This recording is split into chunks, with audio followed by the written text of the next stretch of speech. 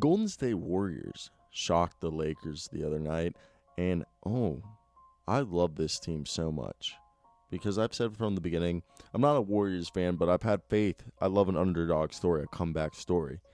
And I do believe this is the year that we'll see the Warriors back in the playoffs. And I'm acting as if it hasn't been forever. It's literally been, they're like a year removed. They didn't make it last year. They made it the year before. So it's great to see that I think they're going to have it back. And I agree with Steve Kerr preaching patience with the starting lineup. So before we start today's video, I want to hear down below in the comments, what do you think of the Golden State Warriors? And do you think they'll make the playoffs? Because I truly do believe they'll make the playoffs. And I think Steve Kerr shouldn't be as hated as much as he's been. So let's get into today's video and talk about the team. First off, Steph Curry can still hit those 27-foot jumpers over 7-footers like they're nothing. And Steph Curry, tell me down below, do you think Steph Curry will win like the most improved player? Or will that be like Kevin Durant? Or like, I guess they should make a comeback player of the year award. Because I feel like the only comeback player of the year award there is the most improved, because you improved. I guess he had a bad year, so he's improved from bad. But he hasn't, that's what I'm saying. Like, I feel like there was a comeback player of the year award because Kevin Durant or Steph Curry could be sort of like the Alex Smiths for the NBA this year in story-wise. And the reason they're going to make the playoffs and why Steph Curry also is an MVP candidate is because of Steph Curry and his playmaking ability. He's just been carrying this team on his back. When his team needs him, he's hitting shots, and everyone can agree this isn't the year that for Steph Curry shooting the three-point ball, but it is, I feel like, the year that he really is carrying his team, putting his team on the back at certain positions and elevating his team's play around him at a level that people have always said Steph Curry is the Warriors been lucky with having all this talent, but I feel like this is the year that the Warriors do have the talent, but Steph Curry's elevating everyone's play. That's the same way that people say LeBron elevates his team's play. I feel like Steph Curry's doing the same thing for his team. And Kelly Oubre put it together that night, but he's starting to find his confidence. In the past recent games, he's played better defensively. He's been a better rim protector, and it's not even that he's a rim protector, but let me not say rim protector. A shot blocker. That's terrible. I said rim protection.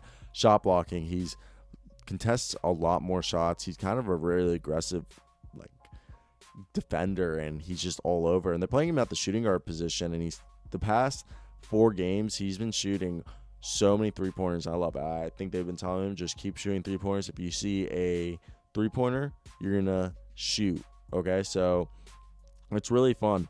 And to see Kelly Oubre there, because he could be one of the best two-way players.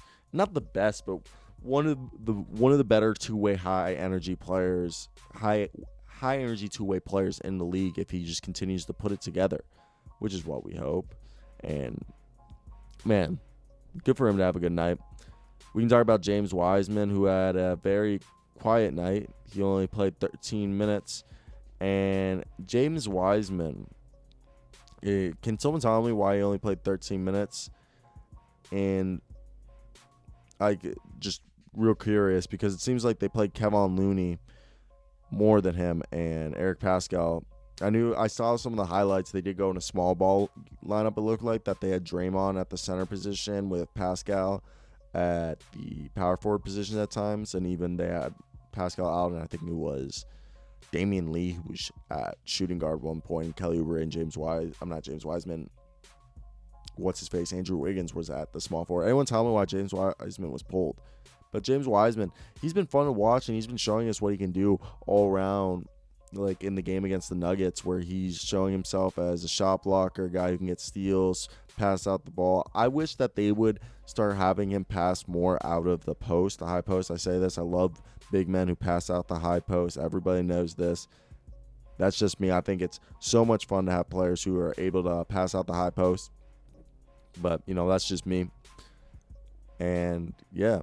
So if we're going to talk about James Wiseman, he hasn't shot the three-point ball as much the past couple of games. I wish he like they had him shoot at least 2 a game just to get there. But he continues to show that he is one of the better rim protectors in the league already.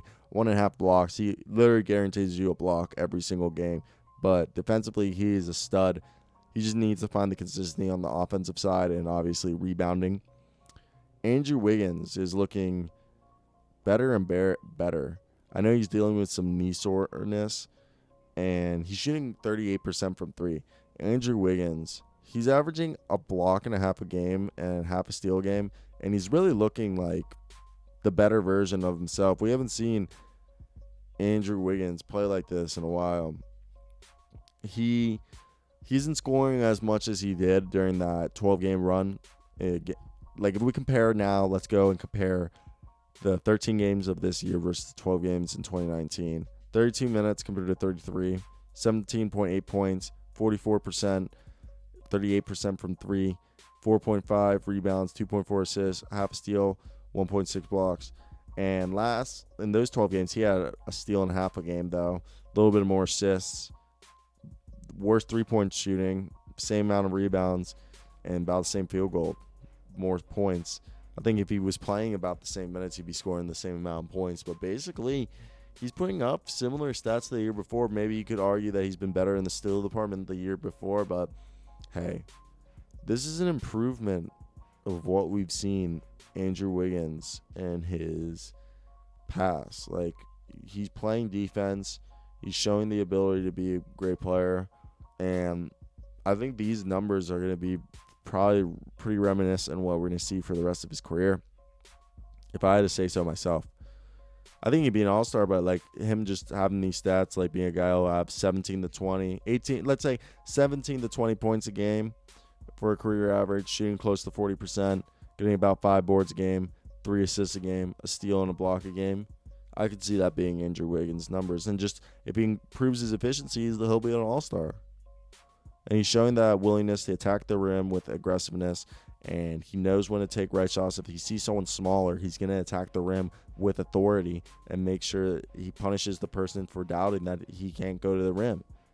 So, Andrew Wiggins, for some people, might not seem like he worked out, but I'm a firm believer. But yeah, we just need to give this team patience. Draymond Green's figuring it out. He looked like the triple-double, closer to triple-double guy he used to be, 8, 9, and 7.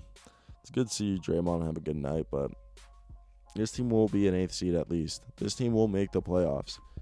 They just need to figure out their depth. I really wish they would trade for a guy who could be a 6-man off the bench for them. So, yeah, that's my take on that. But, yep, that's pretty much it for me, guys. I hope you guys do have a great one. As always, till next time, peace out.